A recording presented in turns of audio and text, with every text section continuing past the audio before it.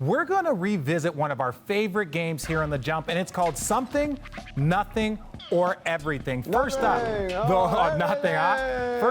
the Warriors worked out Deni Avdija in Atlanta, and according to the Athletic's Ethan Strauss, they were blown away by him. Amin, is this something, nothing, or everything? Yeah, your pronunciation is nothing. It's Avdija, but this is also nothing. This is also nothing. 'Tis the season, guys. This is the time of year when everyone's leaking that, oh my God, he blew us away, or oh my God, he's not gonna last, or oh my God, we hope he falls. It's subterfuge season. Everything you hear is going to be full of you know what.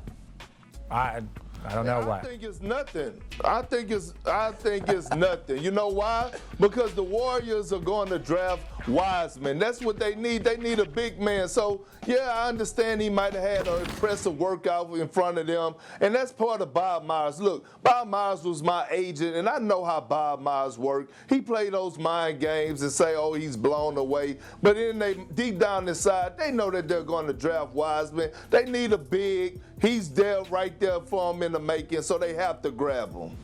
Hey, yeah. I believe Perk. I saw that contract he got in Oklahoma City. Yeah, I'm gonna say this is absolutely nothing.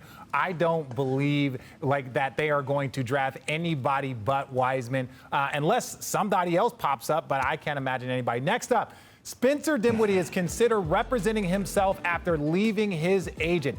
Dinwiddie and his representation have parted ways, according to Sham of The Athletic. Dinwiddie was represented by Roc Nation. Perk, Dinwiddie saying he may represent himself. Is this something, nothing, or everything? Well, this is everything, and here's why. Spencer is making the wrong move. If you're a maxed out guy, I get it, right? If you say you want to represent yourself because it's easy to negotiate your contract. But if you're not a maxed out guy, you need to hire an agent. You have to have an agent because they're going to go in there and they know the details and how to negotiate your contract. Spencer, don't do it. Hire an agent. I understand you probably wasn't satisfied with Roc Nation, but there's other agents out there. Don't jump in those waters by yourself, young fella. Just words of advice to you. Yeah, I'm gonna go with something. Like Perk said, you know, if you're a max guy, it's paint by numbers what your contract is. But for everybody else, it's really the beauty is in the eyes of the beer holder, right? And some beer holders are like, he's worth amazing amounts of money, and some are like, I could go with it without him. So you need an agent to pump up that market for you and put your value up. The only reason I went something as opposed to everything like Perk did is because the headline said he might represent himself, meaning he's leaving the door open to also still hiring an agent. Yeah, see, I think this is something, but not for the reason that you guys both said. I think this is something because I do believe that Kyrie and Kevin Durant are also represented by Roc Nation. So when you have the two stars and the two studs, oh, I hear them, you guys like that, right? So these two guys are your studs and stars. So if you're paired with them, the agency, there's a lot of leverage being there that you said when you have, players and agents can also use leverage. And the two best players are also represented by Roc Nation. So I think this is something. Last up, the Raptors could play home games in Louisville next season.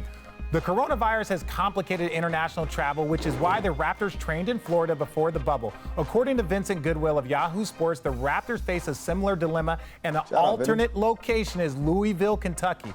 Amin, the Raptors playing home games in Louisville, something, nothing, or everything?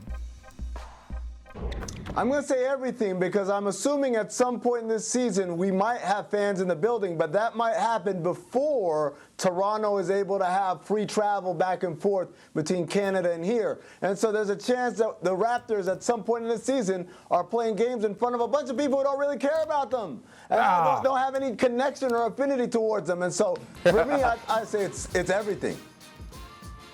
I'm right there with you, man. I think it's something because the Louisville fan base is incredible. And for them to finally have an NBA squad in that city, I think they're going to embrace them with open arms. And I think the Toronto Raptors is making the right decision if they have to go that route. So I do think it's something.